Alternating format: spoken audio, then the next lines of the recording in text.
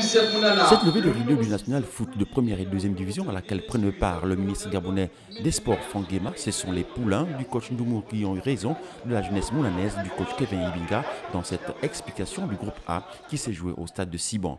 Handicapé d'entrée du jeu par un carton rouge et un pénalty transformé de la 5e minute, 1-0 score à la mi-temps. De retour des vestiaires, ce sont les Migovéens qui vont mettre un point d'honneur en imposant leur style de jeu dans cette rencontre. Un second but interviendra à la fin de la rencontre. 2-0, les carottes étaient cuites, la messe était dite pour le CF Mounana qui prend sa première défaite d'entrée de jeu lors de cette première journée. Donc déjà un début difficile à partir du moment où à la 3e minute, il y a ce carton rouge-là. Nous n'avions eu que 3 semaines de préparation.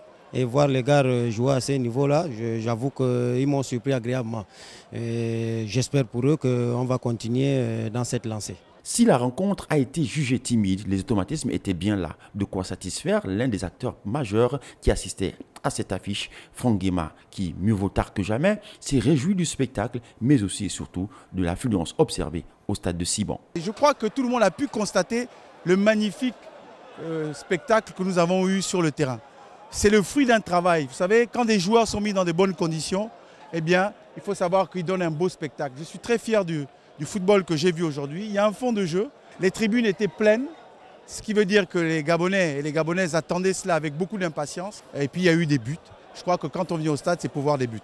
Outre cette rencontre de la première journée qui a vu la victoire à Libreville au stade de Siban de la Spélican sur le FC Mounana 2-0, à la même heure, l'USB qui jouait à domicile à Bitam a étrillé Akanda 4-0.